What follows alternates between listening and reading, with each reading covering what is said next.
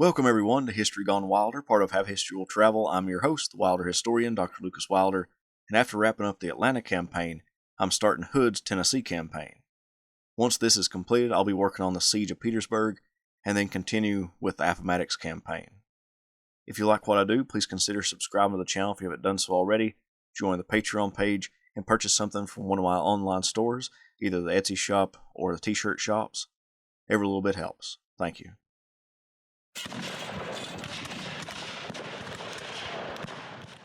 Confederate General John Bell Hood made it to Lovejoy Station south of Jonesboro on September 3rd, uniting his three corps of the Army of Tennessee after the loss of the city of Atlanta. Union General William T. Sherman decided against chasing after Hood and his army and pulled back to Atlanta, his prize after months of campaigning. On September 4th, Hood sat down and composed an account of what transpired on the Atlanta campaign, beginning with August 26th. In it, he stated, "I can with justice blame no one with this failure. It seems the troops had so long been confined to trenches and had been taught to believe that entrenchments cannot be taken, so that they attacked without spirit and retired without proper effort. I am officially informed that there is a tacit, if not express determination, among the men of this army, extending to officers as high in some instances as colonel, that they will not attack breastworks." Although he claimed not to blame anyone for the loss of Atlanta, he did just that, blaming the men and his most senior corps commander, William Hardee. Hood wrote to President Jefferson Davis that it is of the utmost importance that Hardee should be relieved at once. He commands the best troops of this army. I must have another commander. Hood made two suggestions for Hardee's replacement: either bring General Richard Taylor with all available troops from his department, or raise Benjamin Cheatham to that position. He also blamed his chief quartermaster and his chief of ordnance, saying that they should have made the evacuation of Atlanta more complete by bringing away more supplies and ammunition that was ultimately left behind for Union forces to find. Hood also needed troops. He possessed about 26,000 infantry, counting both officers and men. When he asked the president for more troops, the president wrote back, "No other resource remains. It is now requisite that the means in hand be used with energy proportionate to the country's need." Hood did receive some additional troops, but they were from Sherman. Hood contacted Sherman about a prisoner exchange, but Sherman had a stipulation. Sherman would only exchange for men who belonged to his army and were ready to take up arms and fight, and he capped it at no more than 2,000 men. Over the last few weeks of September, a little over 1,100 Union soldiers came back in Sherman's lines, and over 1,300 returned to Hood. Another movement of people occurred when Sherman wanted to turn Atlanta into a military base, void of civilians. 3,000 or so still remained in the city. Through heated negotiations with Hood, Sherman told the Confederate commander that he would make it possible for the Southern sympathizing civilians to come into Hood's lines if Hood agreed to take them in. Hood agreed, and 1,651 people were transported from the city into rebel lines. But there remained just about as many people still left in the city, but they were Northern sympathizers. Those people were horrified that Sherman also wanted them gone. He gave them the same terms as he gave the Southern sympathizers, that he would arrange for transportation north to any major point. With that, Atlanta became a military base for Sherman's operations in Georgia. Sherman thought that Hood would fall back on Macon and even send some troops to Robert E. Lee's Army of Northern Virginia in the trenches around Richmond and Petersburg. But Sherman was wrong. Hood was planning an offensive campaign. After regrouping around Jonesboro and Lovejoy Station, Hood had an effective force of 40,000 men, including artillery and cavalry, but this also counts Joseph Wheeler's cavalry, which was still operating in Tennessee. His infantry still remained less than 30,000. In an effort to raise the morale of the army, he asked President Jefferson Davis or his advisor Braxton Bragg if they could come view the army and make a speech before he set off on his offensive. Davis would agree to go, but before he left there was some talk toward removing Hood from command. Robert E. Lee wrote to Davis saying, "I have endeavored particularly to explain to him the necessity of the commander in Georgia developing the latent resources of the department, drawing to him all absentees from the army, concentrating his strength, restoring its confidence, and, in a word, creating the means with which he must operate against the enemy, and the impracticality at present of giving him an extraneous aid." Then he began building Pierre-Gustave Toutant Beauregard by saying, "Of all this, he is fully sensible, and while strongly impressed with responsibility of the station, and fearful of not being equal to the present emergency, being anxious to do all in his power to serve the country, he says he will obey with alacrity any order of the War Department placing him in command of that army, and do his best to expel the enemy. Should you deem, therefore, a change in the commander of the army in Georgia advantageous, and select General Beauregard for that position, I think you may feel assured that he understands the general condition of affairs, and the difficulties with which they are surrounded, and the importance of exerting all his energies for their improvement." Although Beauregard came recommended by Lee, Davis could not replace Hood. That would mean that he was wrong in replacing Johnston with Hood. At the time, Beauregard was the commander of the Department of Southern Virginia and North Carolina, with headquarters at Petersburg, Virginia.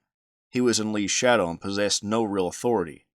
Ultimately, Davis decided to put him in command of the military department from Georgia to the Mississippi River. This would satisfy all parties involved. As historian Stephen Davis explained, it would get Beauregard away from Virginia, Lee, a position of respectable, if nebulous authority, Beauregard, and an experienced general to look over Hood's shoulder, Davis.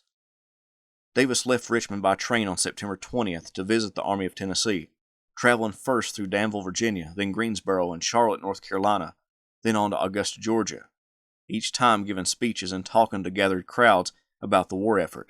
He arrived at Palmetto Station, about 25 miles southwest of Atlanta, on September 25th. Thus began 2 days of talks.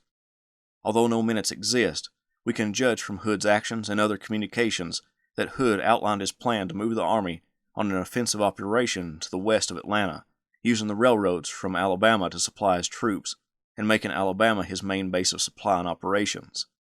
Then he would move into northern Georgia and attack the supply routes, either forcing Sherman to come after him and fight on ground of his own choosing, or, if Sherman decided to go further south, Hood could nip at his heels and make it more difficult for the Union general to survive in Confederate territory.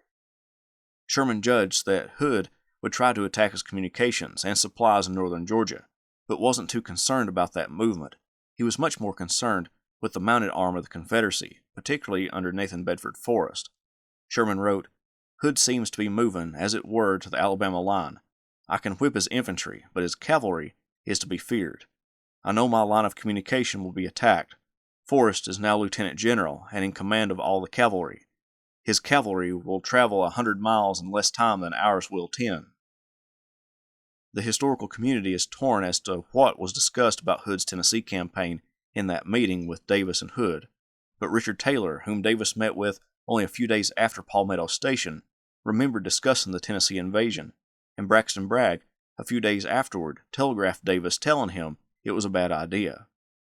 Taylor said it would be ill-advised because of the lack of equipment of the soldiers moving that far north in the late fall and winter months, and Bragg pointed out that it would be difficult or impossible to hold ground in Tennessee on such an invasion. Thus, it can be concluded that beyond Hood's explanation of attacking Sherman's supply lines, the invasion of Tennessee was discussed and a plan laid out.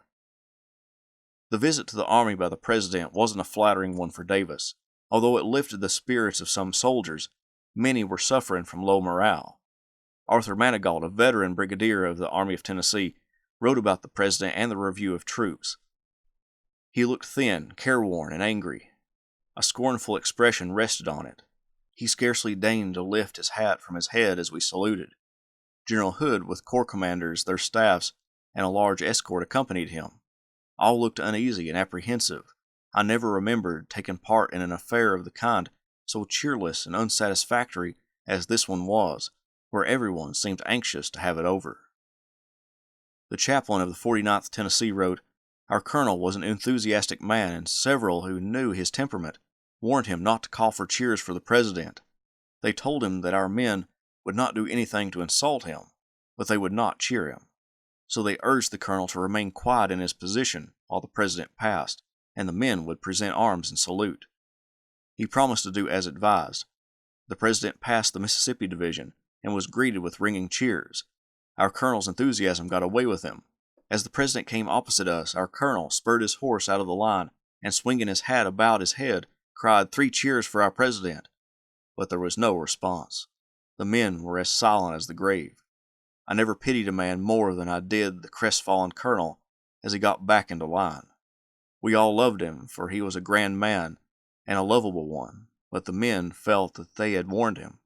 Mr. Davis passed on as if not noticing, saluting as he rode by. Davis met with the 3 corps commanders of the Army, William Hardee, Alexander P. Stewart, and Stephen D. Lee.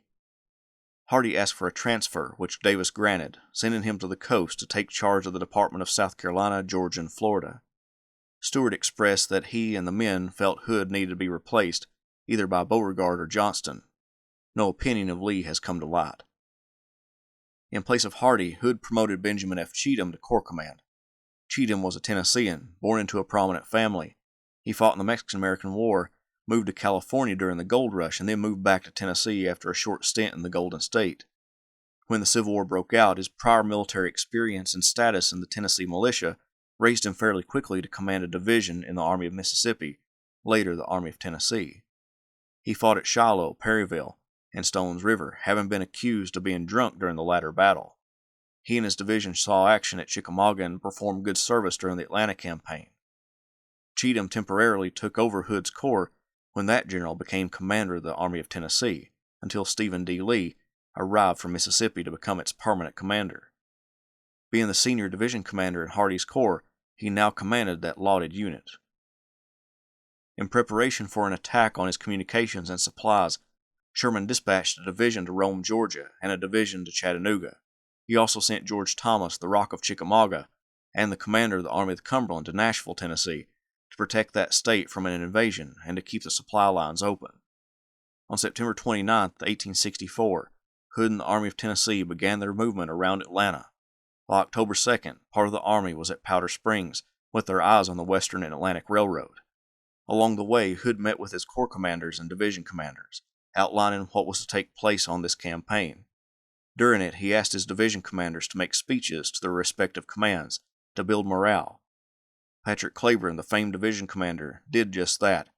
Turning his face to the sky, he said, "If this cause that is so dear to my heart is doomed to fail, I pray heaven may let me fall with it, while my face is toward the enemy, and my arm battling for that which I know to be right." By October 3rd, Stewart's corps was at Big Shanty, tearing up railroad track between 8 and 12 miles worth. Dismantling the track, they took the rails, heated the center of the rail up, and twisted them so they couldn't be used by the Union forces.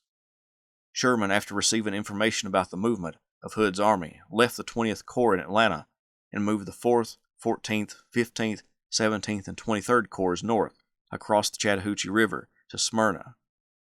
The 16th Corps had been dismantled, its 2 divisions given to the 15th and 17th Corps.